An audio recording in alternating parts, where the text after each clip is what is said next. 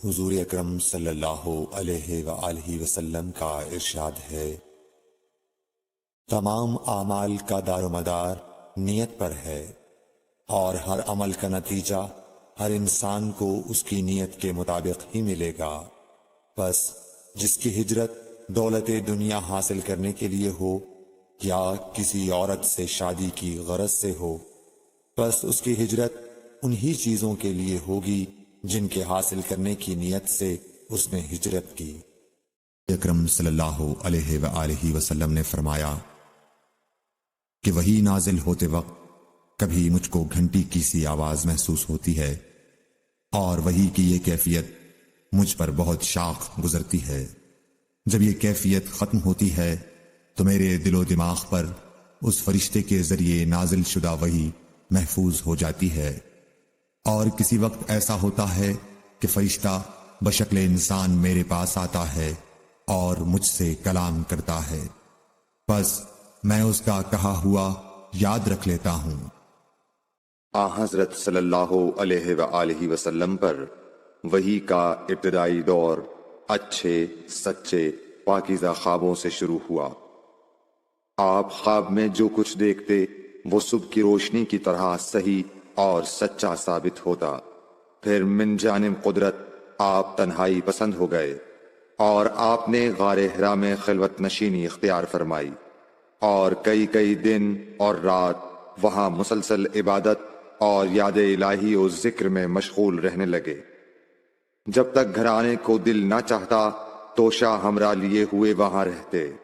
توشہ ختم ہونے پر ہی اہلیہ محترمہ حضرت خدیجہ رضی اللہ تعالی عنہا کے پاس تشریف لاتے اور کچھ توشہ ہمراہ لے کر پھر وہاں جا کر خلوت گزین ہو جاتے۔ یہی طریقہ جاری رہا یہاں تک کہ آپ پر حق منکشف ہو گیا اور آپ غار حرا ہی میں قیام پذیر تھے کہ اچانک حضرت جبرائیل علیہ السلام آپ کے پاس حاضر ہوئے اور کہنے لگے کہ اے محمد پڑھو۔ آپ فرماتے ہیں کہ میں نے کہا کہ میں پڑھنا نہیں جانتا۔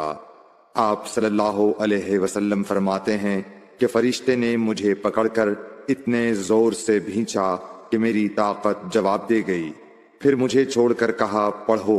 میں نے پھر وہی جواب دیا کہ میں پڑھا ہوا نہیں ہوں۔ اس فرشتے نے مجھ کو نہایت ہی زور سے بھینچا کہ مجھ کو سخت تکلیف محسوس ہوئی، پھر اس نے کہا کہ پڑھ۔ میں نے کہا میں پڑھا ہوا نہیں ہوں۔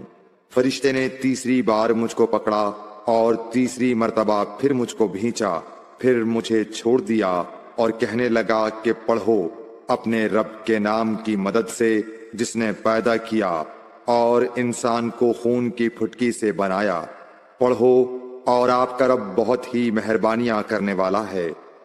بس یہی آیتیں آپ حضرت جبرائیل علیہ السلام سے سن کر اس حال میں غار حرا سے واپس ہوئے کہ آپ کا دل اس انوکھے واقعے سے کانپ رہا تھا۔ آپ حضرت خدیجہ کے ہاں تشریف لائے اور فرمایا کہ مجھے کمبل اوڑھا دو، مجھے کمبل اوڑھا دو۔ لوگوں نے آپ کو کمبل اوڑھا دیا۔ جب آپ کا ڈر جاتا رہا تو آپ نے اپنی زوجہ محترمہ حضرت خدیجہ رضی اللہ تعالی عنہا کو تفصیل کے ساتھ یہ واقعہ سنایا اور فرمانے لگے کہ مجھ کو اب اپنی جان کا خوف ہو گیا ہے۔ آپ کی اہلیہ محترمہ حضرت خدیجہ رضی اللہ تعالی عنہا نے آپ کی ڈھارس بندھائی اور کہا کہ آپ کا خیال صحیح نہیں ہے۔ اللہ کی قسم آپ کو اللہ کبھی رسوا نہیں کرے گا۔ آپ تو اخلاق فاضلہ کے مالک ہیں، آپ تو کنبہ پرور ہیں، بے کسوں کا بوجھ اپنے سر پر رکھتے ہیں، مفلسوں کے لیے آپ کماتے ہیں، مہمان نوازی میں آپ بے مثال ہیں، اور مشکل وقت میں آپ امر حق کا ساتھ دیتے ہیں۔ ایسے اوصاف حسنہ والا انسان یوں بے وقت ذلت و خواری کی موت نہیں پا سکتا۔ پھر مزید تسلی کے لیے حضرت خدیجہ رضی اللہ تعالی عنہا آپ کو ورقہ بن نوفل کے پاس لے گئیں، جو ان کے چچا زاد بھائی تھے اور زمانہ جاہلیت میں نصرانی مذہب اختیار کر چکے تھے اور عبرانی زبان کے کاتب تھے۔ چنانچہ انجیل کو بھی حسب منشاء خداوندی عبرانی زبان میں لکھا کرتے تھے۔ انجیل سریانی زبان میں نازل ہوئی تھی، پھر اس کا ترجمہ عبرانی زبان میں ہوا۔ ورقہ اسی کو لکھتے تھے۔ وہ بہت بوڑھے ہو گئے تھے، یہاں تک کہ ان کی بینائی بھی رخصت ہو چکی تھی۔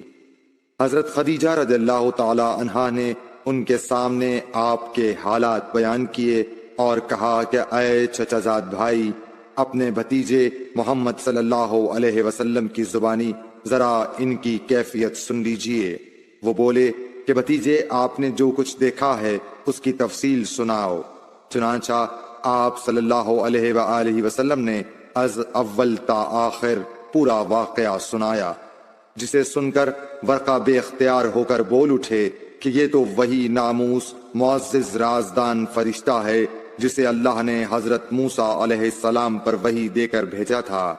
کاش میں آپ کے اس عہد نبوت کے شروع ہونے پر جواں عمر ہوتا، کاش میں اس وقت تک زندہ رہتا جبکہ آپ کی قوم آپ کو اس شہر سے نکال دے گی۔ رسول کریم صلی اللہ علیہ وآلہ وسلم نے یہ سن کر تعجب سے پوچھا کہ کیا وہ لوگ مجھ کو نکال دیں گے، حالانکہ میں تو ان میں صادق و امین و مقبول ہوں۔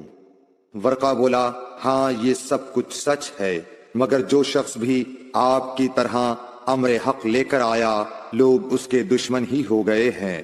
اگر مجھے آپ کی نبوت کا وہ زمانہ مل جائے تو میں آپ کی پوری مدد کروں گا۔ مگر ورقہ کچھ دنوں کے بعد انتقال کر گئے، پھر کچھ عرصے تک وحی کی آمد موقوف رہی۔ حضور اکرم صلی اللہ علیہ وآلہ وسلم نے وحی کے رک جانے کے زمانے کے حالات بیان فرماتے ہوئے کہا کہ ایک روز میں چلا جا رہا تھا کہ اچانک میں نے آسمان کی طرف ایک آواز سنی اور میں نے اپنا سر آسمان کی طرف اٹھایا۔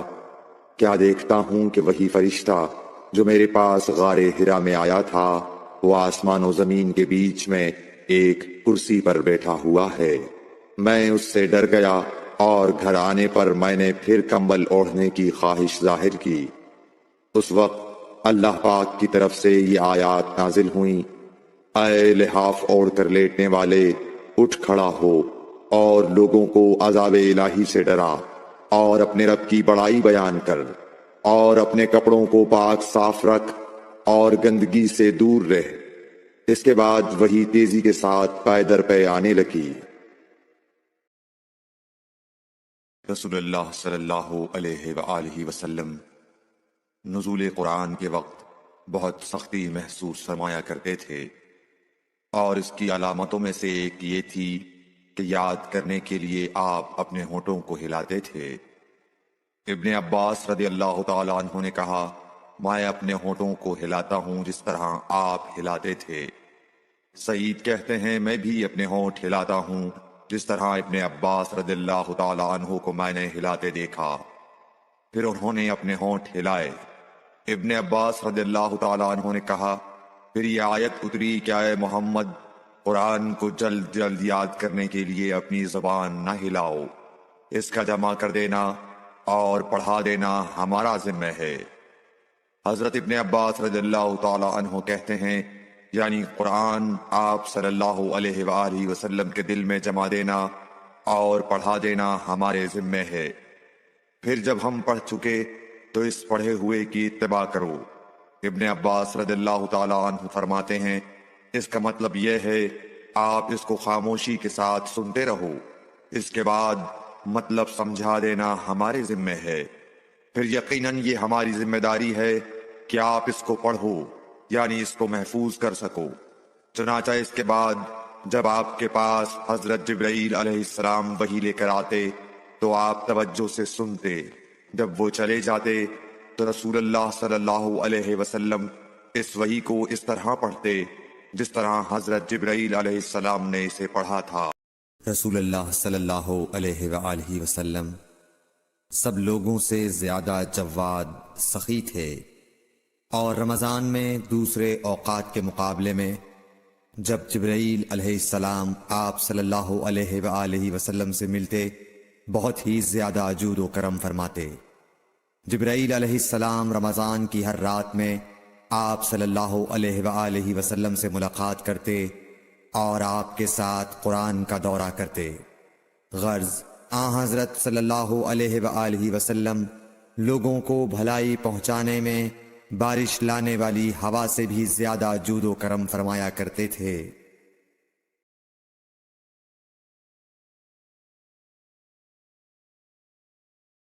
ہرقل شاہ روم نے قریش کے قافلے میں ایک آدمی بلانے کو بھیجا، اور اس وقت یہ لوگ تجارت کے لیے ملک شام گئے ہوئے تھے، اور یہ وہ زمانہ تھا جب رسول اللہ صلی اللہ علیہ وسلم نے قریش اور ابو سفیان سے ایک وقتی عہد کیا ہوا تھا۔ جب ابو سفیان اور دوسرے لوگ ہرقل کے پاس ایلیا پہنچے جہاں ہرقل نے دربار طلب کیا تھا، اس کے گرد روم کے بڑے بڑے لوگ، علماء، وزراء و امراء بیٹھے ہوئے تھے۔ ہرقل نے ان کو اور اپنے ترجمان کو بلوایا، پھر ان سے پوچھا کہ تم میں سے کون شخص مدعی رسالت کا زیادہ قریبی عزیز ہے؟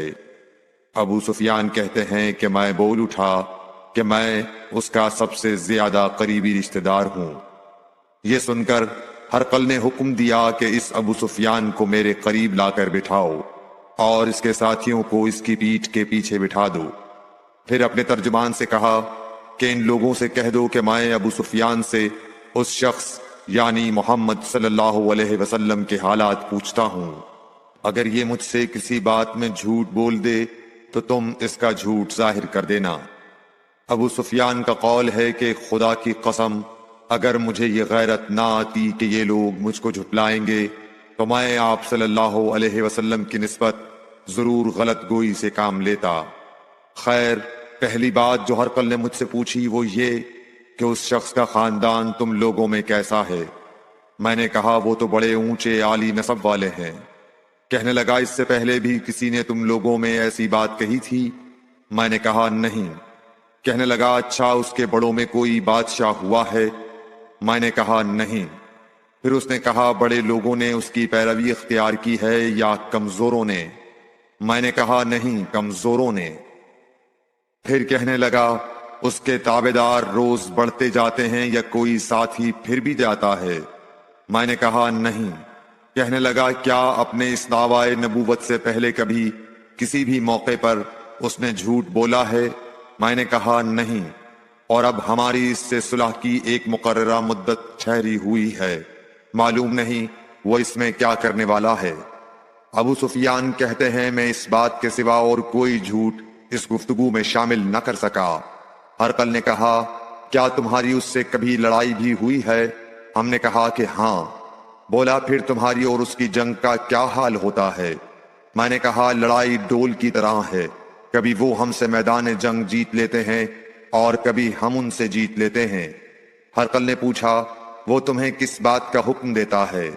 میں نے کہا وہ کہتا ہے کہ صرف ایک اللہ ہی کی عبادت کرو، اس کا کسی کو شریک نہ بناؤ، اور اپنے باپ دادا کی شرک کی باتیں چھوڑ دو، اور ہمیں نماز پڑھنے، سچ بولنے، پرہیزگاری اور صلہ رحمی کا حکم دیتا ہے۔ یہ سب سن کر پھر ہرقل نے اپنے ترجمان سے کہا کہ ابو سفیان سے کہہ دے کہ میں نے تم سے اس کا نسب پوچھا تو تم نے کہا کہ وہ ہم سے عالی نسب ہے، اور پیغمبر اپنی قوم میں عالی نسب ہی بھیجے جایا کرتے ہیں۔ میں نے تم سے پوچھا کہ دعوی نبوت کی یہ بات تمہارے اندر اس سے پہلے کسی اور نے بھی کہی تھی تو تم نے جواب دیا کہ نہیں۔ تب میں نے اپنے دل میں کہا کہ اگر یہ بات اس سے پہلے کسی اور نے کہی ہوتی تو میں سمجھتا کہ اس شخص نے بھی اسی بات کی تقلید کی ہے جو پہلے کہی جا چکی ہے۔ میں نے تم سے پوچھا کہ اس کے بڑوں میں کوئی بادشاہ بھی گزرا ہے تو تم نے کہا کہ نہیں۔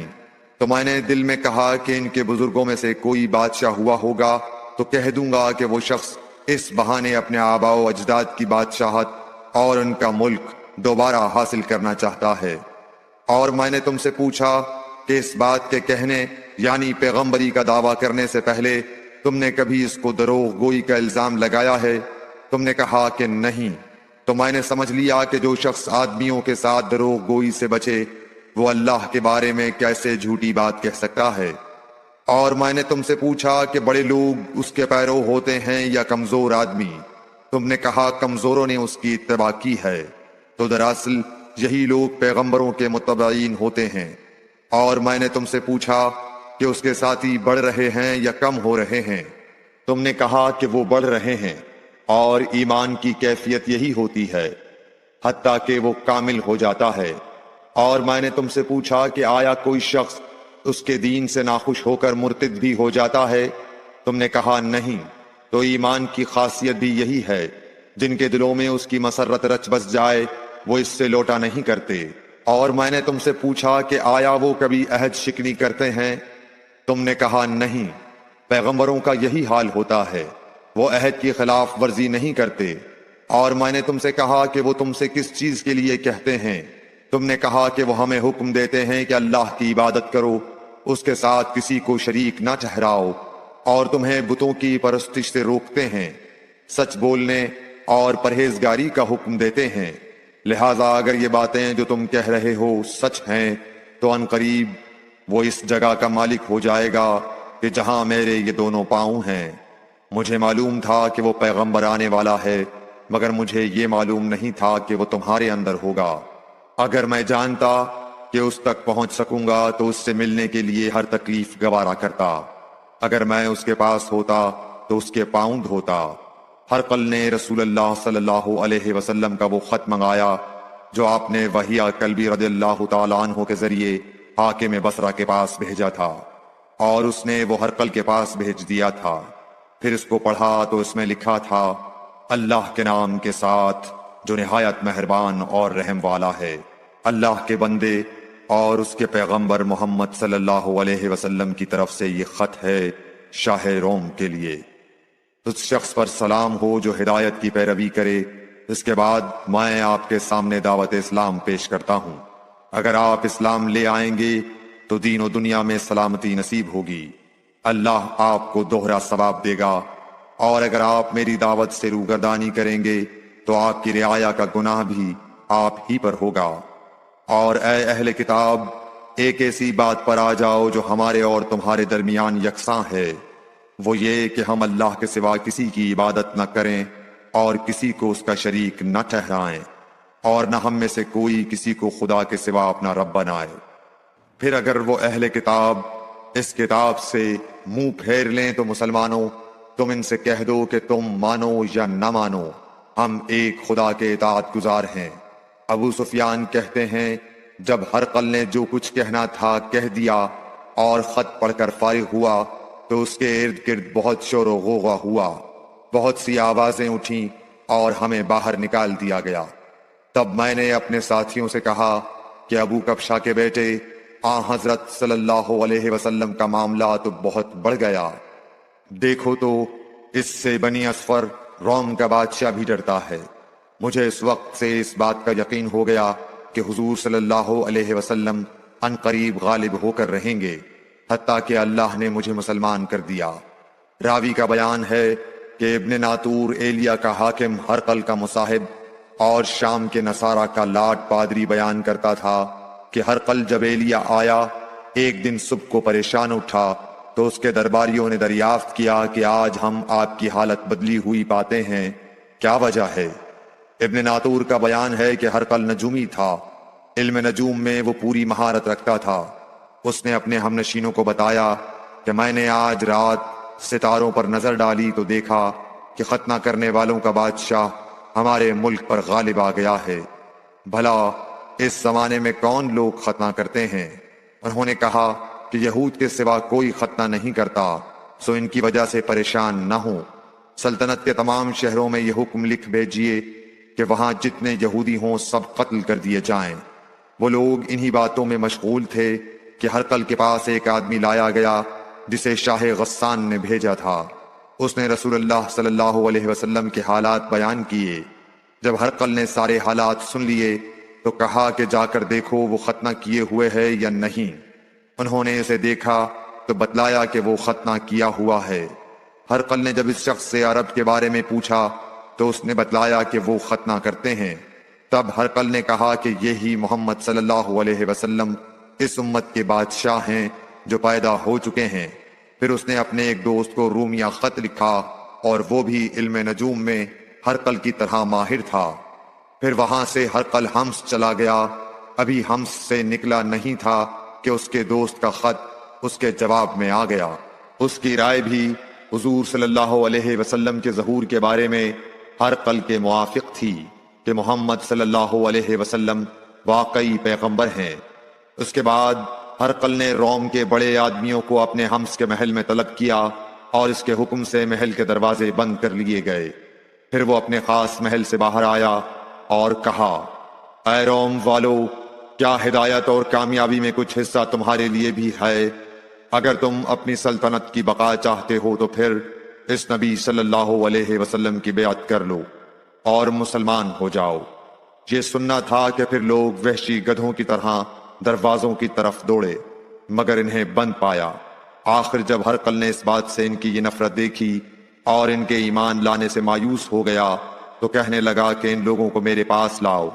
جب وہ دوبارہ آئے تو اس نے کہا، میں نے جو بات کہی تھی اس سے تمہاری دینی پختگی کی آزمائش مقصود تھی، سو وہ میں نے دیکھ لی۔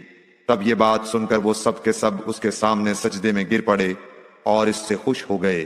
بالآخر ہرقل کی آخری حالت یہی رہی۔ صحیح بخاری۔ Like, share and subscribe for more videos.